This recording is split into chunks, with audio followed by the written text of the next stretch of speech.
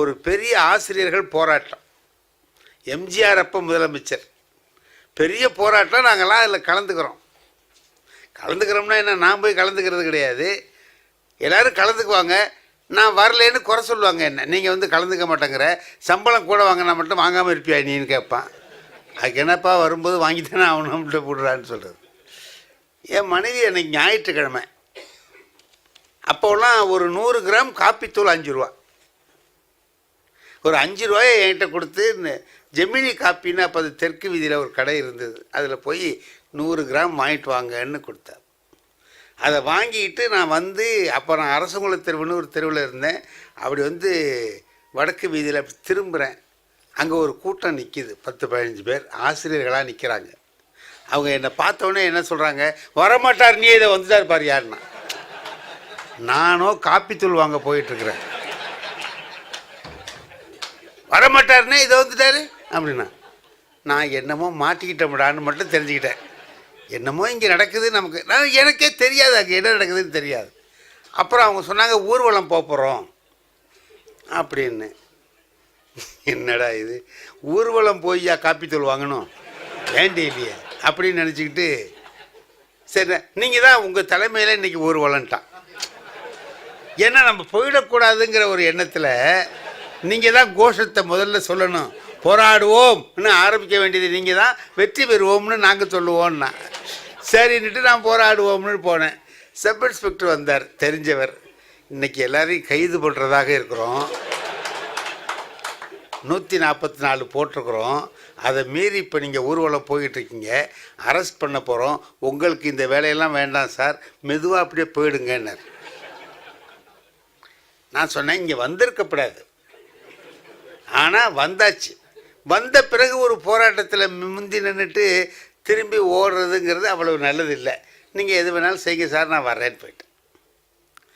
போன மேஜிஸ்ட்ரேட் சொன்னார், ஏன் போங்கய்யா, உங்களுக்கெல்லாம் என்னத்துக்கு அது வேண்டாம், உங்களுக்கெல்லாம் இது ஒத்து வராதியா போங்கன்னார். இல்லை வந்துட்டு போனால் இன்னும் 10 பேர் போவாங்க, போராட்டத்தை இவன் வந்து பலகீனப்படுத்திடுவான்னு திட்டுவாங்க எல்லோரும், வேண்டாம் அப்படின்னு சொல்லிட்டு போயிட்டேன். எத்தனை நாள், 22 நாள் சிறையில் இருந்தோம். 22 நாள் சிறைக்கு போயிட்டோம். காப்பித்தூள் வாங்கலை. காப்பித்தூள் வாங்க கொடுத்த 5 ரூபா தான் என்கிட்ட இருக்குது. அதுலேருந்து என்ன ஆச்சுன்னு கேட்டிங்கன்னா, என் மனைவி எது வேணாலும் வாங்க சொல்லுவாங்க, காப்பித்தூள் மட்டும் வாங்க சொல்லுவாங்க. என்னென்னா காப்பித்தூள் வாங்க சொன்னால் இவன் ஜெயிலுக்கு போயிடுவான். இது என்னாச்சு, 22 நாளும் அங்கேயே போய் நாங்கள் பட்டிமன்றம் தான் நடத்திட்டு இருந்தோம். ஜெயிலில், திருச்சி சிறையில் அங்கெல்லாம் ஒரே வேடிக்கையாக ஜாலியாக இருந்துச்சு. வீட்டில் தான் கஷ்டமாக இருந்தாங்களே தவிர எங்களுக்கு அதுலேருந்து போனது கொஞ்சம் சுகமாக இருந்தது. அதுக்கு அதனுடைய பாதிப்பு இன்னைக்கு வரைக்கும் இருக்குது. அந்த 22 நாள் சிறையில் இருந்துட்டு வந்தோமே, அதனுடைய பாதிப்பு இன்னைக்கு வரைக்கும் இருக்குது. திருவாரூர்லேருந்து கும்பகோணத்துக்கு பஸ்ஸில் போகிறேன். நான் ஜன்னல் ஓரமாக உட்காந்துருக்கேன் பஸ்ஸில். என் பக்கத்தில் ஒருத்தர் உட்காந்துருக்கார், 3 பேர் சீட்டு. 3வது சீட்டுக்கு ஆள் இல்லை, தனியாகவே போகிறோம். நல்லா பேசிட்டு வந்தார். விவசாயம்லாம் இந்த ஆண்டு சரியாக இல்லை சார், அப்படியாக்கும் இப்படியாக்கும், நீங்கள் எந்த காலத்தில் தான் சரியாக இருந்ததுன்னு சொன்னீங்க அப்படின்னு நான் கேட்டேன். இல்லைங்க அது அப்படி தண்ணி வந்தது பாதியில் நின்றுடிச்சாக்கும், அப்படியாக்க என்னமோ சொன்னேன். நான் நல்லா பேசிக்கிட்டே வந்தோம். கொடவாசல்னு ஒரு ஊர். அந்த ஊருக்கு வந்த உடனே ஒருத்தர் ஏறினவர் என்ன பண்ணார், என்னை பார்த்தார். சார் நீங்கள் இங்கே இருக்கீங்க என்னார். எனக்கு அவரை தெரியல. நீங்கள் என்ன நம்ம 2 பேரும் ஜெயிலில் இருந்தோமே என்னார்.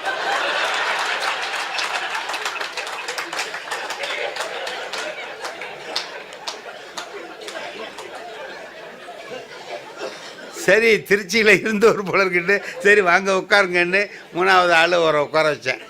இப்போ நான் ஜன்னல் ஓரமாக இருக்கேன். அடுத்தவர் என் கூட பேசிக்கிட்டே வந்தவர் திருவாரூர்லேருந்து இருக்கிறார். கடைசியில் இன்னொரு ஜெயில் உட்காந்துருக்கிறார். 2 பேர் உட்காந்து 3 பேர். இந்த நடுப்பறை என்கிட்ட பேசிக்கிட்டே வந்தவர் பேச்சு அப்படியே நிறுத்திட்டு இப்படி ஸ்ட்ரைட்டாக உட்காந்தார் சார். பையை பிடிச்சார் இப்படி. கும்பகோணம் போகிற வரைக்கும் கையை எடுக்கல சார், அப்படியே வச்சுருக்கேன். ஏன்னா 2 பேரும் ஜெயிலுக்கு போயிருக்காங்க, எதுக்கு போனான்னு தெரில.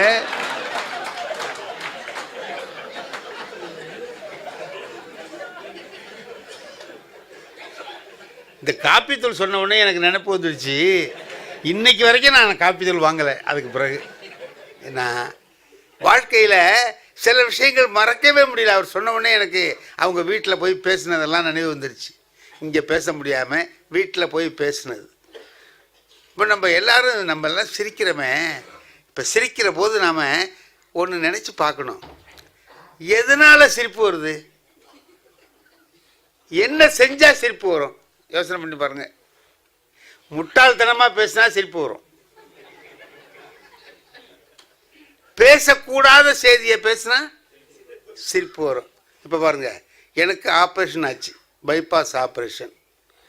நான் வீட்டில் 2 மாதம் ஓய்வாக இருந்தேன்.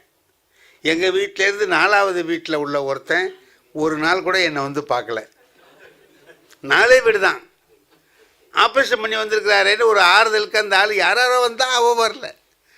நான் என்னடா இவர் வராமல் இருந்துட்டாரே, நல்ல பழக்கம் உள்ளவர், ஆப்ரேஷன் ஆகி வந்திருக்கோம், பார்க்க கூட இல்லையேன்னு நினச்சிக்கிட்டு இருந்தேன். அப்புறம் நான் 2 மாதம் கழித்து வெளியில் வந்து அப்படி நடக்க ஆரம்பித்தேன். அப்போ அவர் வந்தார். 4வது வீட்டுக்காரர் வந்தவர் அப்படி பின்னாலே வந்தார். என்ன சார் உங்களுக்கு ஏதோ ஆப்ரேஷன்னு சொன்னாங்க? ஆமாம், ஆப்ரேஷன் ஆச்சு. இப்போ எப்படி இருக்குன்னு கேட்டார். நல்லா இருக்கு அப்படின்னு. நம்பாதீங்கன்னா,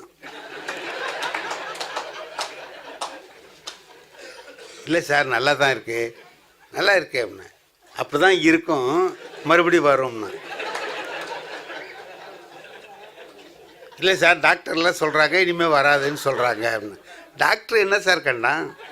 கும்பகோணத்தில் ஒரு ஆளுக்குன்னா ஏதோ ஒன்று தப்பாக சொல்ல போகிறான், நம்மளை பயமுறுத்துறதுக்கு ஏதோ ஒன்று சொல்ல ஆரம்பிக்க போகிறான்னு நினச்சி அதெல்லாம் இருக்கும். எனக்கு அப்படிலாம் வர அது பாருங்கள். நீங்கள் ஒன்று வச்சுங்க, டெய்லி வாக்கிங் போங்க. டாக்டர் என்ன சொன்னாரோ அது பூரா சொல்கிறான் இவன். டெய்லி வாக்கிங் போங்க, உப்பு சேர்த்துக்காதீங்க, எண்ணெய் உதவாதுன்னு என்னென்னமோ சொன்னான். நான் சொன்னேன், எல்லாம் சரியாக சொல்கிறீங்களே சார், பத்தியம்லாம் கரெக்டாக சொல்கிறீங்களே, எப்படி உங்களுக்கு இவ்வளவு பத்தியம்லாம் தெரிஞ்சிருக்கு, உங்களுக்கும் ஆப்ரேஷன் ஆச்சான்னு கேட்டேன். அதுக்கு அந்த ஆள் சொன்னான், எனக்கு ஏன் ஆப்ரேஷன் ஆகுது, நான் என்ன ஊராங்குடியை கெடுத்தேனா?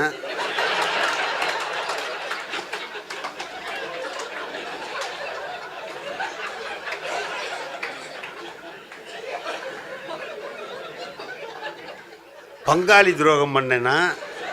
அவன் ஒரு 4-5 சொன்னான் பாருங்க.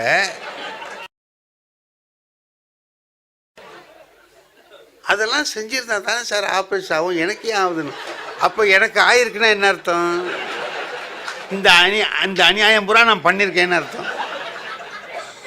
நான் நினச்சேன் இவன் ஏன்டா வரலன்னு நினச்சேன். நம்மளை பார்க்க நல்ல வேலைக்கு வராமல் இருந்தான், இவன் அங்கேயே வந்து பார்த்துருந்தானா நம்மளை ஒரு வேலை பண்ணி முடிச்சிருப்பான் அப்படின்னு. இல்லை சார், இது என்னன்னு கேட்டால், எந்த நேரத்தில் எதை பேசணுமோ அதை பேசாமல் வேற ஒன்று பேசினான். இப்போ நீங்கள் எல்லோரும் சிரிக்கிறீங்களா இல்லையா? ஏன் சந்தர்ப்பம் தெரியாமல் பேசினால் சிரிப்பு வரும். எந்த நேரத்தில் எதை நான் வந்து ஒரு துக்க வீட்டில் சிரிக்கலாமா? சிரிக்கக்கூடாது. நாகூரில் ஒரு நாயினா எங்களுக்கு ரொம்ப பழக்கப்பட்டவர் ஒருத்தர் இறந்து போயிட்டார். நான் அவர் வீட்டுக்கு துக்கத்துக்கு போயிருக்கேன். ரங்கராஜின்னு எனக்கு ரொம்ப ரொம்ப சிறந்த நண்பன், அந்த நாயனாவுக்கே சொந்தக்காரன் அவன். அவனோட துக்கக்கார வீட்டுக்கு மட்டும் போகக்கூடாது. அவன் ஏன்னா ஏதாவது ஒன்று சொல்லுவான், நம்ம சிரிக்கும்படியாக வந்துடும். துக்க வீட்டில் உட்காந்து சிரிச்சுக்கிட்டு இருந்தால் ஆளுக்காள் திட்டுவாங்களா இல்லையா? அதனால என்ன பண்ணுறது, அவன் அங்கே உட்காந்துதான், ஆஹா இவன் வந்திருக்கான்டா, நம்ம நைஸாக அவன் கண்ணில் படாமல் போயிடணும்னு சொல்லிட்டு அந்த அவன் அங்கேருந்து பார்த்துட்டான். டேய் நான் அங்கேயே இருன்னு, நான் வர்றேன்ட்டு வந்துட்டான். கிட்ட வந்து உட்காந்துக்கிட்டு சொல்கிறான், நான் என்ன கவனிச்சேன், யாரை செத்து போய் வச்சிருக்கிறவர் நாற்காலியில் உட்கார வச்சுருக்காங்க, அவரை கவனிச்சியான்னா. நான் கவனிச்சுட்டு தான் இருக்கிறேன், நீ பேசாமல் அவனு சிரிச்சுக்கிட்டே செத்துருக்காருறான்னு.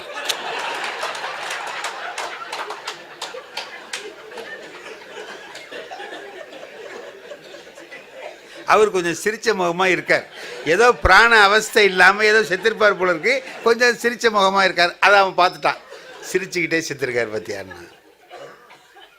ஆமாம் ஆமாம் சரி விட்ற அதை ஏன்டா பேச. ஏன்னா இப்போ எனக்கு சிரிப்பு வருது.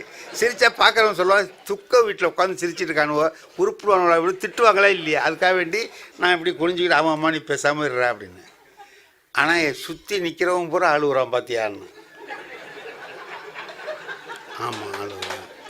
ஏன் ஏன் எல்லாத்தையும் கடன் வாங்கி ராமத்தை போட்டுட்டு அவன் போட்டான்.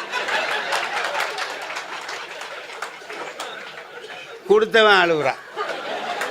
அவன் ஏமாத்தினான்னு சிரிச்சுக்கிட்டு போயிட்டே இருக்கிறான்டா பாடுறான்னா. இப்போ இதை கேட்டால் எனக்கு சிரிப்பு வருது. சிரிப்பு வந்தால் பார்க்குறவங்க என்ன சொல்லுவாங்க, துக்க வீட்டில் உட்காந்து சிரிச்சுக்கிட்டு இருக்கிறான் அப்படின்னு சொல்லி திட்டுவா. இப்போ நகைச்சுவை ஏடா கூடமாக சொல்லக்கூடாத இடத்துல ஒன்று சொல்லும்போது கேட்குறவங்களுக்கு சிரிப்பு. எங்கடா இங்கே போய் இப்படி சொல்லியிருக்கானேன்னு நினைக்கிறமா இல்லையா. என்னுடைய நண்பர் ஒருத்தர் என்னை விட கொஞ்சம் வயசு குறைச்சார். 3-4 வயசு என்னை விட குறைச்ச. மடப்புறம்னு திருவாரூரில் ஒரு இடம் இருக்குது. அவர் ரொம்ப நண்பர். தினம் நாங்கள் 2 பேரும் சந்திச்சுக்குவோம். இறந்து போயிட்டாருங்க ஒரு 6 மாதத்துக்கு முன்னாடி. முதல் நாள் பேசி இருந்துட்டு வந்திருக்கிறோம். அவர் இறந்து போயிட்டாருன்னு செய்தி வந்தோடனே எனக்கு என்னவா இப்போ தானே பேசி இருந்துட்டு போனால் எப்படி செத்தான்னு நினச்சிட்ருக்கேன். இல்லை ஹார்ட் அட்டாக்கு உடனே இறந்து போயிட்டார் அப்படின்னு. சரின்னு நான் ஓடுறேன் பதறி போய். அவருடைய அம்மா இருக்காங்க, அவங்க வாசலில் உட்காந்துருக்காங்க. என்னை பார்த்தவொடனே என்ன பண்ணாங்க, டக்குன்னு என் கையை விழுந்து பிடிச்சாங்க. நாங்கள் 2 பேரும் நண்பர்கள்னு அந்த அம்மாவுக்கு தெரியும். என்னை புட்டி அப்படியே இறுக்கி பிடிச்சி பரன்னு இழுத்துக்கிட்டு போனாங்க. அங்கே செத்து கிடக்கிறான். மோவங்கிட்ட கொண்டு போய் என்னை நிறுத்தி சொல்கிறாங்க அந்த அம்மா, இவர் இருக்காரு நீ போயிட்டியடான்னு.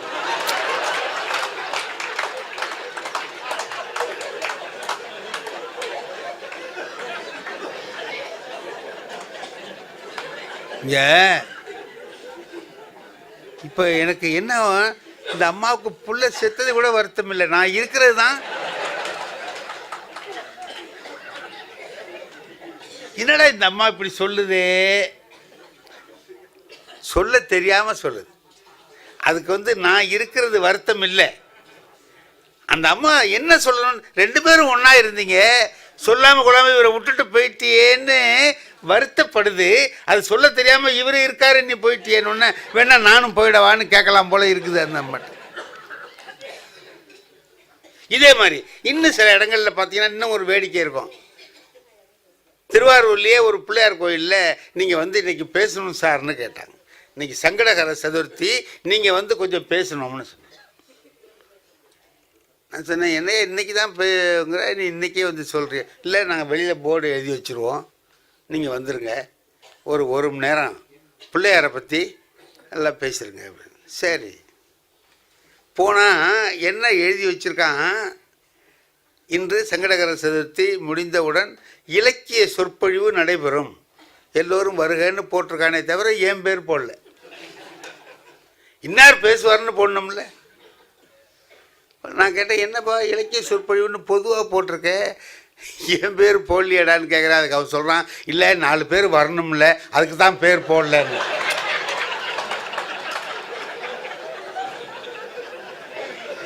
அதாவது என் பேரை போட்டால் வர்ற 4 பேரும் வராமல் போயிடுவானா. ஒரு இலக்கிய சொற்பொழிவுன்னா யாரோ பேசுகிறாங்கன்னு நினச்சி வந்துடுவான், நீ பேசிவிடலாம். இப்போ இவன் பேசுறது எப்படி இருக்கு கேட்குறதுக்கு, என்னடா இப்படி இருக்கானு, என்னையே அவமானப்படுத்துகிறான். எனக்கு சிரிப்பு வருது. ஒரு சமயத்தில் பாருங்கள், எங்கள் பள்ளிக்கூடத்தில் எங்களுக்கு ஒரு ஹெட் மாஸ்டர் இருந்தார், நல்ல மனுஷன். அவர் என்ன செய்வார்னு கேட்டிங்கன்னா, எப்போவுமே கிளாஸில் நல்ல ரிசல்ட் வரணும், ரிசல்ட்னால் நல்ல பர்சன்டேஜ் வரணும், நல்ல பேர் வரணும், பள்ளிக்கூடத்துக்கு நல்ல பேர் வரணும் அப்படின்னு சொல்லி அதுக்காக என்ன செய்வார், பள்ளிக்கூடத்துக்கு வராத பையன்லாம் இருக்கிறான், படிக்காதவன்லாம் இருக்கிறான், 10 மார்க்கு 15 மார்க்குக்கு மேலே வாங்காதவன்லாம் இருக்கிறான். அவர் சொல்லுவார், அந்த மாதிரி இருக்கிறவனெல்லாம் பேர் அடிச்சிருங்க சார், பரீட்சை எழுத விடாதீங்க, அவனெல்லாம் எழுதினா தானே நமக்கு கெட்ட பேர் வரும், வச்சுருங்க. என் கிளாஸில் நடராஜன்னு ஒரு பையன், நல்ல பையன். அவன் எப்படி ஒரு 10 நாள் வராதவன் பேர் அடிங்கன்னு சொன்னாருங்கிறது அவனுக்கு தெரியுமோ தெரியல. 9 நாள் வரமாட்டான், 10ஆவது நாள் வந்துடுவான். ஏன்டா இன்னைக்கு வந்தேன்னா அவன் சொல்கிறான், தெரியும் சார் வரலன்னா பேர் அடிக்கலான்னு பார்க்குறீங்க.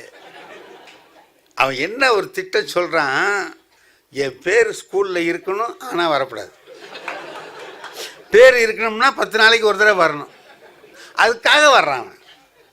ஒரு நாள் என்னமோ கணக்கு விட்டு போச்சு, 10 நாள் வராமல் இருந்துட்டான். நல்லதா போச்சு. இவன் படிக்கவும் மாட்டான், எதுவுமே தெரியும், 2 மார்க் கூட வாங்க முடியாது அவனால். அது மாதிரி உள்ள போயிட்டான்டா அப்படின்னு நினச்சிக்கிட்டு பேர் அடிச்சுட்டேன். மறுநாள் வந்தான், புஸ்தகத்தெல்லாம் எடுத்துக்கிட்டு அப்படி வந்தார். தம்பி பேர் அடித்தாச்சு, நீங்கள் போகலாம். ஏன் சார், ஏன் அடிச்சிங்க? வரலடா, 10 நாள் வரல. அப்படியா? என்னமோ விரல்லாம் விட்டு பார்த்தான், 10 நாள் தான் தெரிஞ்சுக்கிட்டான். சரி சார்ட்டா புஸ்தகத்தில் அவன் மட்டும் போயிட்டான். ஒரு வார்த்தை சொல்ல, இல்லை நம்ம வர்றேன் சார், ஒன்றுமே சொல்ல, அவன் மட்டும் போயிட்டான். சரி அப்பா ஒரு கதை முடிஞ்சது நமக்கு அப்படின்னு நினச்சிக்கிட்டு இருக்கிறேன். அரை மணி நேரத்தில் அவங்க அப்பாவை அழைச்சிட்டு வந்துட்டான். அவங்க அப்பா சொன்னார், நான் நடராஜனோட அப்பா சார்னார், வாங்க உங்கள்கிட்ட தான் சொல்லணும்னு நினச்சிருந்தேன், உங்கள் பையன் இருக்கானே என்ன. என் பையனை பற்றி எனக்கு தெரியாதா? பள்ளிக்கூடத்துக்கு வரமாட்டான். அதானே சார்? ஆமாம், வரமாட்டேங்கிறான், படிக்கவே மாட்டான், அதுவும் எனக்கு தெரியும். வந்தாலும் 4 பேரை கெடுப்பான். ஆமாம் சார், அவ்வளோ மோசமான பயலாக இருக்கிறானே உங்கள் பையன், இதெல்லாம் எனக்கு தெரியும் சார்னார். இது நீங்கள் சொல்கிறது பூரா என் பையனை பற்றி எனக்கு தெரியும். ஆனால் சார் ஒரே ஒரு வேண்டுகோள். என்ன? பேரை அடிச்சிடாங்க. ஏன்?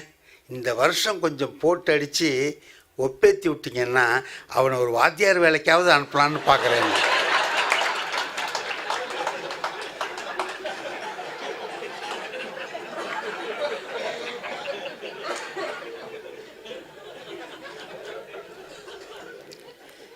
அந்த ஆள் வாத்தியார் வேலையை பற்றி என்ன நினைக்கிறான், அது போட்டு என்னை பற்றி என்ன நினைக்கிறான். என்கிட்டே சொல்கிறான் பள்ளிக்கூடத்துக்கு வரமாட்டான், வந்தாலும் 4 பேரை கெடுப்பான், படிக்க மாட்டான், அவனை வாத்தியார் வேலைக்கு அனுப்பலான்னு பார்க்குறேன்னு சொல்லி. இப்போ நான் நினச்சேன், இனிமேல் உதைக்க வேண்டியது நடராஜனா இல்லை, அவன் அப்பாரை தான். அவன் வாத்தியார் வேலைன்னா என்னமோ மோசமான வேலைன்னு நினச்சிட்டு இருக்கானே அப்படின்னு நினச்சேன். இப்போ இதெல்லாம் நமக்கு நினச்சி பார்த்தாலும் சிரிப்பு வருது.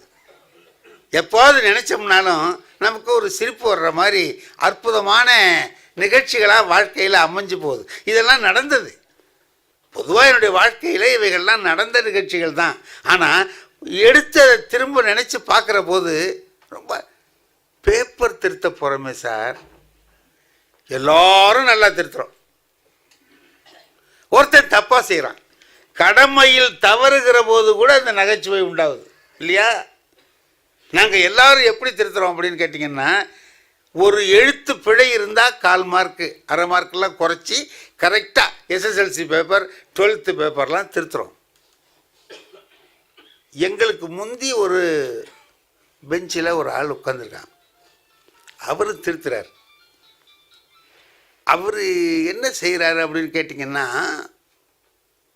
அந்த பேப்பரை அப்படி எடுப்பாருங்க, 3 வரிகளில் விடை தருகன்னு இருக்குல்ல, அப்படி பார்ப்பார், 3 வரி இருக்கான்னு ஒரு டிக் அடிப்பார், 1.5 மார்க் போட்டுருவார்.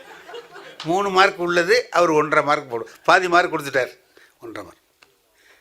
டிக் 1.5 டிக் 1.5 3 மார்க், 3 வரி இருந்தால் சரி, அவன் என்ன எழுதியிருக்காங்கிறத டிக் 1.5. எனக்கா என்னடா படிக்காமல் இந்த ஆள் திருத்துறான், அவன் என்ன ஆவான் அப்படின்னு நினச்சிக்கிட்டு, என்னையா பார்த்து திருத்தியா, படிக்கவே மாட்டேங்கிற, நீ பாட்டு டிக் அடிக்கிற 1.5 6 மார்க் இருந்தால் டக்கு டக்குன்னு போட்டுட்டு ஒரு 2 டிக் அடிப்பார், 3 மார்க் போட்டுருவார். 10 மார்க்குள்ள 3 டிக் அடிப்பார், 5 மார்க். என்னையா இப்படி போடுற, கவனித்து படித்து, உன் பேப்பரை நீ திருத்தியா, நான் திருத்துறத நீ ஏன் பார்க்குற, பாபா வேலையை பாரு அப்படி. இதே மாதிரி போடுவான், ரொம்ப கரெக்டாக போடுவான்.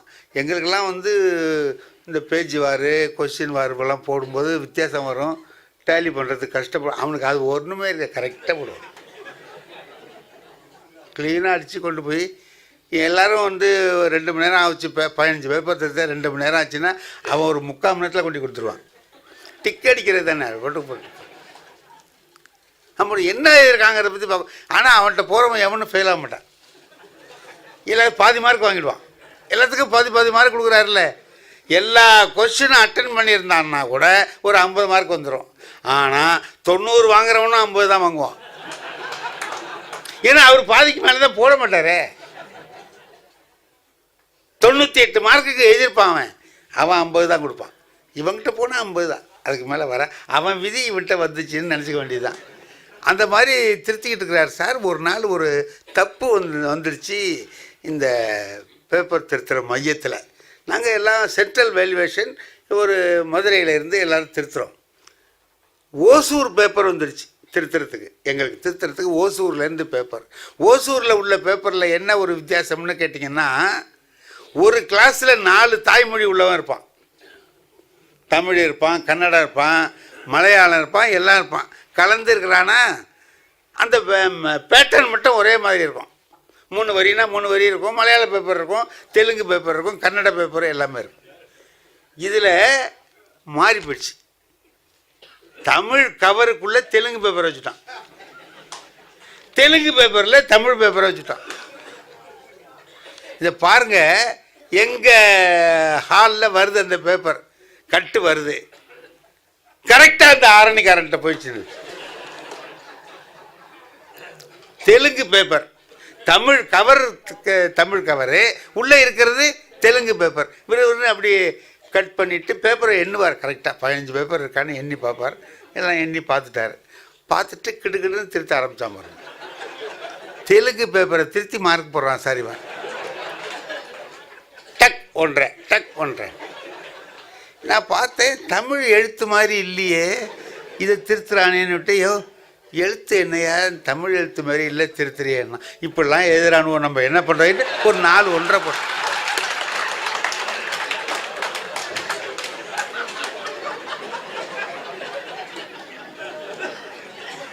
இப்படிலாம் எழுதுறானுவோ, நம்ம என்ன பண்ணுறதுங்கிறதுக்குள்ளே 4 டிக் அடிச்சிட்டான் சார். 4 டிக் அடிச்சு போடுறான். அவன் மட்டும் திருத்துறான். நல்லா கவனியா, தமிழ் எழுத்து உனக்கு நல்லா எழுதுறவன் பேப்பராக வருது, நீ கவலை இல்லாமல் திருத்துற. எனக்கு இந்த மாதிரி தமிழ் மாதிரி எழுதியிருக்கான பற்றியாவன் எழுத்த பாரு, தமிழ் மாதிரி இருக்கா, இதெல்லாம் நம்ம திருத்த வேண்டியதாக இருக்குது, தலைவிதின்ட்டு போட்டோம். 3 பேப்பர் திருத்திட்டான் சார். எங்களுக்கெல்லாம் கேம்ப் ஆஃபீஸர் பெரியவர், டிஓ சிஓ ரேங்கில் உள்ளவர், ஒரு ஹால்லையாக போய் சொல்லிட்டு வர்றார், இந்த மாதிரி தெலுங்கு பேப்பர்காரவங்களுக்கு தமிழ் போயிருக்கு, அதுமாரி தமிழ் பேப்பர்காரவங்களுக்கு தெலுங்கு வந்திருக்கும், மாறி வந்ததை அவங்க கொண்டாந்து கொடுத்துட்டாங்க, இங்கேருந்து இந்த பேப்பர் இன்னும் வரல, யார்கிட்ட இருக்குது தெலுங்கு பேப்பர் அப்படின்னு கேட்குறாரு. யாராவது லீவு போட்டிருக்கவங்ககிட்ட கவருக்குள்ளே இருக்கா, எடுத்து பார்க்கணும், பாருங்க கொள்ளுங்கன்னு சொல்லி சொல்கிறார். இவன் அப்பவும் அதை பற்றி கவலைப்படல, அவன் போட்டுக்கு டிக்கி டிக்கின்னு அடிக்கிறான். அவர் சொல்லிட்டு போனோன்னே என்கிட்ட சொல்கிறான், நான் என்னமோ சரியாக திருத்துறேன்னு சொல்கிறியே, தெலுங்கு பேப்பரை எவ்வளோ திருத்திட்டு இருக்கான் அப்படின்னு சொல்லிட்டு இவன் போடுறான். அடிச்சிட்டான் சார், அடிச்சிட்டான். இதுக்கிடையில் எங்கள் சீஃப் எக்ஸாமினர், எங்கள் 10 பேருக்கு ஒரு சீஃப் இருப்பார், அவர் சுற்றிக்கிட்டு வந்தவர் பார்த்துட்டார். என்னையா இப்படி இருக்க, திருத்திக்கிட்டு இருக்கேன் நீ என்ன, இந்த மாதிரி எழுதியிருக்கானோ சார், இவன் பேப்பர்லாம் நம்ம திருத்த வேண்டியதாக இருக்குது, தலைவிதி தான் அப்படின்ட்டு ஒரு 3 டிக்கு அவருக்கு எதுக்கவே போட்டான். அதையா பாத்தியா, அவர் சொன்னார்ல, கேம்ப் ஆஃபீஸர் சொன்னாரா இல்லையா, தெலுங்கு பேப்பர் வந்திருக்குன்னு, தெலுங்கு பேப்பரை வச்சுட்டு நீ திருத்திட்டு இருக்கிற, கொண்டாயா இங்கே அப்படின்னு அவரை போட்டு அவர்கிட்ட எக்ஸ்ப்ளனேஷன் கேட்டு, அது கேட்டு இது கேட்டு, இவன் திருத்தின பேப்பரெல்லாம் மறுபடியும் திருத்துறான்னு சொல்லி எல்லா ஆர்டரும் போட்டாச்சு. இவன் என்ன இது என்கிட்ட கேட்குறான், அது சரி தெலுங்கு பேப்பரை ஏன் நம்மகிட்ட அனுப்புனானுவோ அப்படின்னு. அதாவது இவன் திருத்தனை பற்றி ஒன்றும் சொல்லலை, அவன் ஏன் அனுப்புனான்னு கேட்குறான். இதெல்லாம் முடிஞ்சு போச்சு சார். இந்த பேப்பரை கொண்டுட்டு போய் அப்படியே தெலுங்குக்காரங்கிட்ட கொண்டு கொடுத்த உடனே அதை வாங்கிட்டு அந்த தெலுங்குக்காரன் சொல்கிறான், கரெக்டாக திருத்திருக்காரு சார்.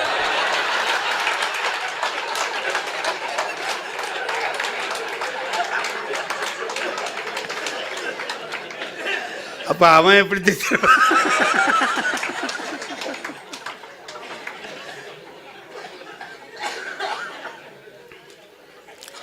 இது ஒரு முட்டாள்தனமான வேலை. அவன் ஒரு ஆள் தான்.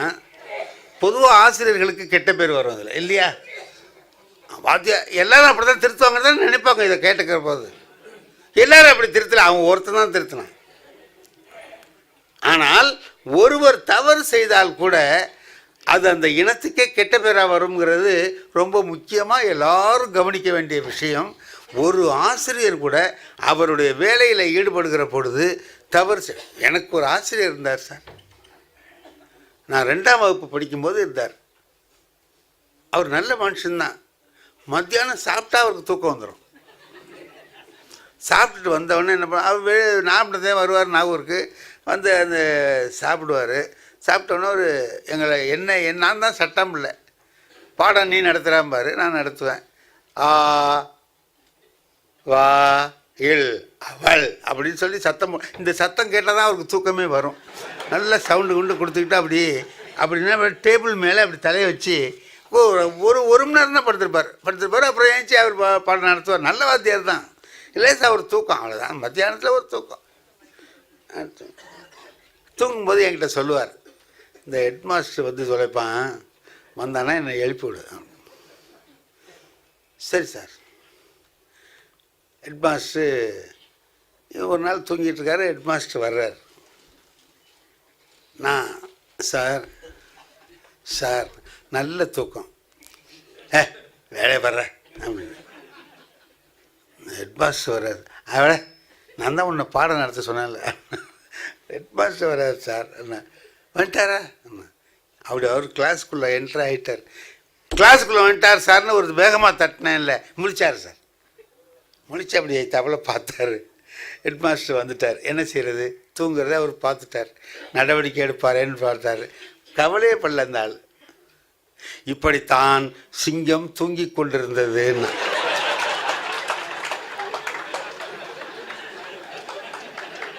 ஹெட் மாஸ்டர் கேட்டார், என்ன இதுன்னாரு. பயலுக்கு சிங்கம் சுண்டலி கதை நடத்திக்கிட்டு இருந்தேன் சார். சிங்கம் தூங்குச்சு, சுண்டலி மேலே ஏறி விளையாடிச்சின்னு சொன்னேன். சிங்கம் எப்படி தூங்கும்னு அவனு பார்த்தே இல்லையா? கேட்டானோ, அதான் காமிச்சிக்கிட்டு இருந்தேன். நீங்கள் வந்துட்டீங்க. அவர் பார்த்தாரு, நீ எந்த ஊருக்கு போனாலும் உருப்பிட்டுருவை அப்படின்னு. அதாவது சமாளிக்கிறதுங்கிறது இருக்கு பாருங்க, அது ஒரு விஷயம். இப்படி எப்படி சமாளிக்கிறது, இந்த மாதிரி அவர் வந்துட்டார்னா என்ன பண்ணுறது அப்படின்னா எப்படி சமாளிக்கிறது அப்படின்ட்டு. அந்த காலத்தில் நாங்கள் ஒன்று செய்கிறது, ஒரு வேடிக்கை செஞ்சோம். ஒரு பள்ளிக்கூடத்தில் நடக்கிற விஷயத்தை ஒரு நகைச்சுவையாக ஆக்கணும். நடக்கிறது நாங்கள் நகைச்சுவையாக ஆக்கணும். எப்படின்னு கேட்டிங்கன்னா, எல்லாருக்கும் தெரிஞ்ச ஒரு நகைச்சுவை துணுக்கு உண்டு. என்ன, ஒரு பையன் என்ன சொல்லுவான், தெரியாதுன்னு சொல்லுவான். எதுக்கெடுத்தாலும் தெரியாதும்மா. வாத்தியார் அவனை வச்சு என்ன பண்ணுறது? அவன் தெரியாதுங்கிற பதிலை சொல்கிற மாதிரி கேள்வி கேட்கணும். இது வாத்தியாருடைய கெட்டிக்காரத்தனம். இது ஒரு ஜோக்கு அந்த காலத்தில். இப்போ என்ன பண்ணுறான், அதை எப்படி டெவலப் பண்ணி வச்சுருக்குறோம் அப்படின்னு சொன்னால் கேட்குற போது எப்படி இருக்கு பாருங்கள். வாத்தியார் இருக்கார், ஒரு கிளாஸில் ஒரு பையன் இருக்கான். இந்த பையன் என்ன பண்ணுறான், எப்போவுமே எதை கேட்டாலும் ஒரே வார்த்தையில் பதில் சொல்லிடுவான். என்ன, தெரியாது. அவர் கண்ணா பின்னான்னு திட்டுவார். வேறு ஒரு நாள் ஹெட் மாஸ்டர் கூப்பிட்டு சொல்கிறாரு வாத்தியார்கிட்ட, நாளைக்கு நம்ம பெரிய அதிகாரி வர்றாரு, பையனோடெல்லாம் கொஞ்சம் நல்லா பார்த்துங்கன்னார். அதுக்குன்னா நம்ம கிளாஸில் எப்போவும் நல்லா, அதுக்கு இல்லையா இந்த அதிகாரி கேள்வி கேட்குறாராம் அப்படின்னு ஒன்று இவருக்கு பயம் வந்துடுச்சு. கேள்வி கேட்டால் நம்ம பையன் என்ன சொல்லுவான், எது கேட்டாலும் ஒரே வார்த்தையில் சொல்லுவான், தெரியாதுன்னு விடுவான். நம்ம மாட்டிக்கணுமேன்னு சொல்லிவிட்டு அவங்ககிட்ட போய் சொல்கிறார் வாத்தியார், தம்பி நீ நாளைக்கு கொஞ்சம் பள்ளிக்கூடத்துக்கு வர வேணாண்டா அப்படின்னார்.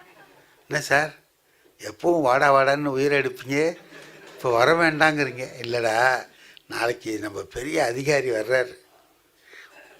பள்ளிக்கூடத்தில் ஒன்று அதிகாரி இருக்கணும், இல்லை நீ இருக்கணும். 2 பேரும் சேர்ந்து இருக்கிறது பள்ளிக்கூடத்துக்கும் எனக்கும் நல்லது இல்லை. அதனால் நீ கொஞ்சம் வர. அல்ல சார், அதிகாரி வந்தால் பார்க்கணும்னு எனக்கு ரொம்ப ஆசையாக இருக்குது சார். டேய் வராதடா, வராத. இல்லை சார் நான் வரணும் சார்.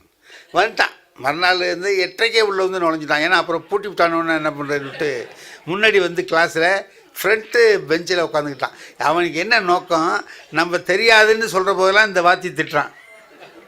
இவனே அதிகாரிகிட்ட திட்டு வாங்கி கொடுக்கணும். அதுக்கு நம்ம தெரியாது சொன்னோம்னாலே போதும். இந்த ஆள் திட்டுவான், என்னடா இப்படி வச்சுருக்க கிளாஸேன்னு கேட்பான். அப்படின்னு நினச்சிக்கிட்டு அவன் வந்து உட்காந்துட்டான். இப்போ நான் பாடம் நடத்துகிறேன். என்ன பாடம் நடத்திட்டுருக்கேன்? சிலப்பதிகாரம் நடத்திட்டுருக்கேன். அவர் அங்கேருந்து வர்றார், அதிகாரியை கொண்டாந்து விடுறார். பார்த்தேன், நடத்துங்க ஐயா, நடத்துங்க. சரி, நடத்துனதெல்லாம் போகிறோம், கேள்வி கேளுங்க ஐயா. நல்ல வேலை நம்மளை கேட்க சொன்னேன். நான் முதல் நாளே ஒரு ஏற்பாடு பண்ணி வச்சுருக்கேன். என்னென்னா, பையனுக்கு கேள்வி கேட்பேன், டக்குன்னு பதில் சொல்லக்கூடாது. யார் யாருக்கெல்லாம் பதில் தெரியும் கை தூக்கிடாமல், தெரிஞ்சவன் இந்த கையை தூக்கணும், தெரியாதவன் இந்த கையை தூக்கணும். நான் என்ன செய்வேன் தெரியுமா? பாருங்கள் சார், எல்லாருக்குமே தெரியும் அப்படின்னு. அவன் கிளாஸில் அத்தனை பேர் தெரிஞ்சவனாகவே இருக்கிறான் அப்படின்னு அவர் நினச்சிக்குவார். எனக்கு தெரியும் எவனை கேட்கலாம், வலதுசாரியை கேட்கலாம், இடதுசாரியை கேட்கப்படாது அப்படின்ட்டு முடிவு பண்ணிடலாம். அதோட என்ன பண்ணுறது, இப்படிலாம் செஞ்சு நான் கேட்பேன். சிலப்பதிகாரத்தை இயற்றியவர் யார்? தெரிஞ்சவன்லாம் கை தூக்கு. தெரிஞ்சவன் வலது, தெரியாதவன். நான் அப்படின்னு வலதாக பார்த்து ஒரு 4 பேரை கேட்பேன். நம்ம பையன் இருக்கான் பாருங்க, தெரியாது. இவன் என்ன செய்கிறான்? 2 கையும் தூக்குறான். நம்மளை கேட்காம விட்டுடப்படாதுங்கிறதுக்காக 2 கையும் தூக்குறான். இல்லை, நான் அவனை, எனக்கு அவனை தெரியுமில்ல, நம்மளை மாற்றவர் தான் அவன் வந்திருக்கான்னு தெரியுது. மற்றவனையாக கேட்குறது. அந்த அதிகாரி என்ன பண்ணிட்டாரு, சார் எவ்வளவு ஆர்வமாக இருக்கான், நீங்கள் இவனை கேட்காம மற்றவனே கேட்டுக்கிட்டீங்க, இவனை ஒரு கேள்வி கேளுங்க சார்னா. அவனை என்னத்தை கேட்குறது? அவன் தான் எது கேட்டாலும் ரெடியாக வச்சுருக்கான். பொதுவாக கேள்வி தயாராக இருக்கும், பதில் தான் தயாராக இருக்காது. இவங்கிட்ட அப்படி இல்லை, பதில் தயார், கேள்வி தான் தயார். அவர் ரெடியாக வச்சுருக்கார், பதிலை வச்சுக்கிட்டு எப்போ கேட்பார்னு பதில். இப்போ நம்ம என்ன பண்ணணும்? அதுக்கு தகுந்த மாதிரி கேள்வி தயார் பண்ணணுமா இல்லையா? தம்பி, இந்த ஆந்தை இருக்க, அதுக்கு பகலில் கண்ணு தெரியுமோ? அதான் வச்சிருக்கிற விடை. அவன் பார்த்தான், என்னடா இந்த ஆள் சிலப்பதிகாரம் நடத்திக்கிட்டு இருந்தான், டகார்னு ஆந்தைக்கு கண்ணு தெரியுமான்னு கேட்குறான். இவனுக்கு தெரியுமா தெரியாதாங்கிறது தெரியல. அதோட பார்த்தான், நம்ம விடையே சொல்லுவோமே அப்படின்னு சொல்லிட்டு தெரியாது. சார் பார்த்தீங்களா சார், சுவாலஜியில் கேட்டாலும் பதில் சொல்லுவான் சார்.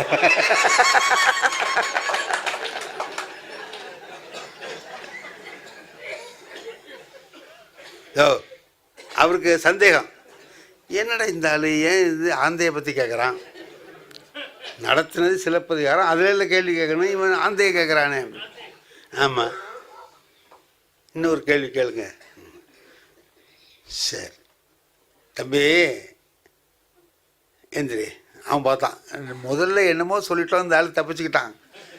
இந்த தடவை நம்ம பதில் சொன்னோம்னா இவன் மாட்டிக்குவான்னு நினச்சிக்கிட்டு அவன் நின்றுக்கிட்டு சிரிக்கிறான் வாத்தியாரை பார்த்து. இவர், தம்பி நான் இன்னைக்கு மாட்டுற பாருங்க அப்படின்னு அவன் சவால் விடுற மாதிரி அவன் நிற்கிறான். இவர், காக்கைக்கு இரவில் கண்ணு தெரியுமோ?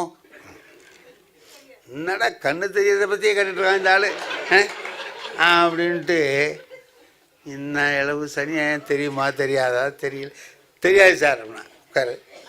பார்த்தீங்களா சார், இதுவும் தெரிஞ்சு வச்சுருக்கான், அதுவும் தெரிஞ்சு வச்சுருக்கான். அவர் பார்த்தாரு, இதெல்லாம் சரியாக வராதுன்னு அதிகாரி, இந்த மாதிரிலாம் வேண்டாம், இலக்கணத்தில் ஒரு கேள்வி கேளுங்கன்னு. இலக்கணத்தில் எதை கேட்குறது? இவன் சரி தெரியாது வச்சுருக்கான், விடையை வச்சுருக்கான். அதுக்கு தெரியுங்கிறதுக்கு எதிர்ச்சொல்லி என்னடான்னு கேட்டார். தெரியாதுன்னு. உட்கார்ற.